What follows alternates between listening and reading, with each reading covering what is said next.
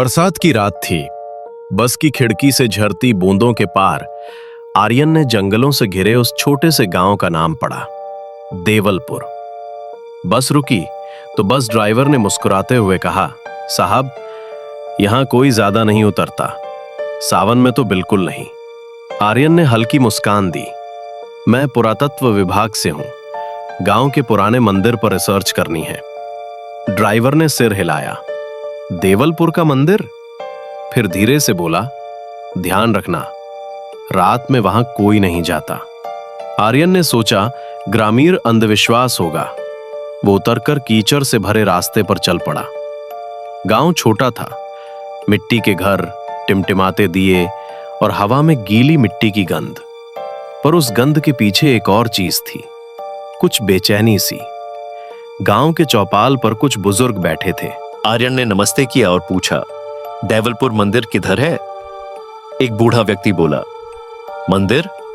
बेटे, वो जगह तो बरसों से बंद है। आर्यन ने कहा, सुना है वहां कोई पुरानी मूर्तियां हैं, मुझे उनका अध्ययन करना है। दूसरे ने धीरे से कहा, मूर्तियां तो हैं, पर वहां की पूजा अब कोई नहीं करता। आर्यन ने पूछा, क्यों? कोई जवाब नहीं आया। बस बूढ़ों की नजरें एक दूसरे से टकराईं और चुप हो गईं। रात का खाना उसने ठाकुर मां के घर खाया। वही अकेली थी जो बाहरी लोगों को ठहरने देती थी। खाने के बाद ठाकुर मां ने पूछा, बाबूजी, किस काम से आए हैं? आर्यन ने बताया। वह कुछ पल चुप रही, फिर बोली, कल अंधेरा पंचमी है, उस दिन मंदिर मत जाना। अंधेरा पंचमी? हाँ, वो दिन जब पूरा गांव सूरज ढलते ही दरवाजे बंद कर लेता है, कोई बाहर नहीं निकलता। आर्यन मुस्कुराया। इतनी डरावनी रात होती है क्या? वह बोली, डर नहीं बेटा, पर कुछ रिवाज हैं जो हम नहीं तोड़ते। अगली सुबह आसमान साफ था।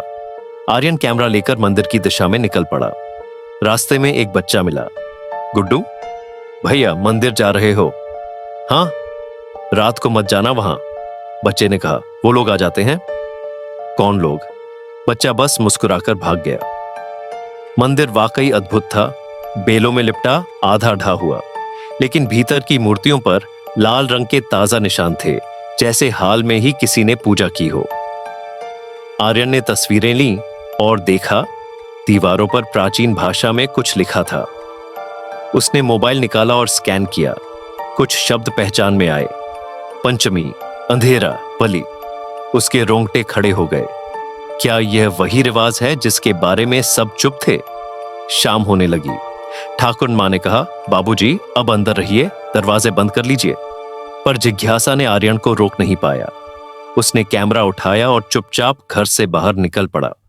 पूरा गांव सन्नाटा था, सिर्फ हवा की आवाज और दूर कहीं से आती ढोल की धीमी थाप। आर्यन उसी दिशा में बढ़ा। जंगल के भीतर आग की लपटें दिखीं। कुछ लोग सफेद कपड़ों में खड़े थे। उनके बीच एक बड़ा पत्थर का चबूतरा था। चांद की रोशनी में उसने देखा, काले धुएं की तरह कुछ हवा में घूम रहा था और सब लोग मंत्र पढ़ रहे थे।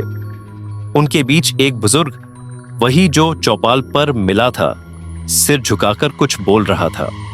आर्यन ने कैमरा ऑन किया और रिकॉर्डिंग शुरू की। अचानक पीछे से किसी ने उसका कंधा पकड़ा। कौन है वहां? आर्यन मुड़ा। ठाकुरन मां थी। उनका चेहरा गंभीर था। मैंने कहा था ना बेटा, इस रात बाहर मत निकलना। ये लोग क्या कर रहे हैं मां?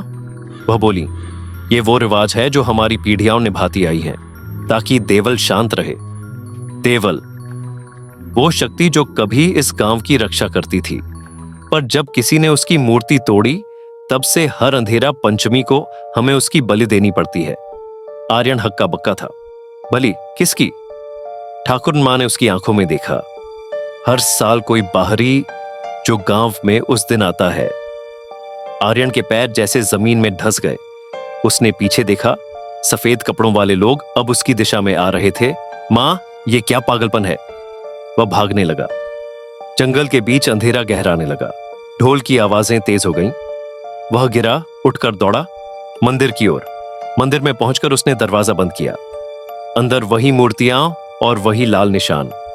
उसने दीवार पर लिखा मंत्र पढ़ने की कोशिश की, जो सत्य जाने वही मुक्त हो। उसके हाथ कांप रहे थे। अचानक पीछे से आवाज आई, सत्य जानना इतना आसान नहीं बाबूजी। वह मुड़ा। ठाकुरन मां दरवाजे पर थीं, पर अब उनका चेहरा अलग था। आंखों में काला धुआं और होठों से बहता लाल रंग। आर्यन ने पूछा, आप कौन हैं? वह मुस्कुराई। मैं वही हूं जिसे उन्होंने वर्षों पहले बांध दिया था, देवल।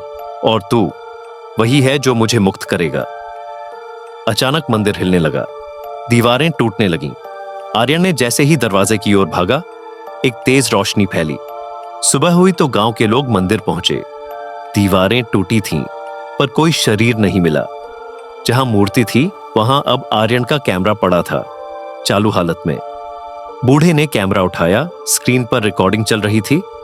वीडियो में दिखा, मंदिर के अंदर आर्यन की जगह अब एक नई मूर्ति थी, ठीक वैसी जैसे पुरानी मूर्तियां थीं। और नीचे लिखा था, सत्य मुक्त हुआ। गांव के लोग चुपचाप एक दूसरे को देखने लगे, कोई कुछ नहीं बोला। उस रात ठाकुर मां के घर की दीवार पर किसी ने लाल रंग से लिखा पाया, अगली अंधेरा पंचमी तक शांत रहो। अंत? पर क्या सच में अंत था? अगर आपको ये कहानी पसंद आई हो तो वीडियो को लाइक करें और इसी तरह के रहस्यमयी कहानियों के लिए साइलेंट टेल्स YT चैनल को सब्सक्राइब करें।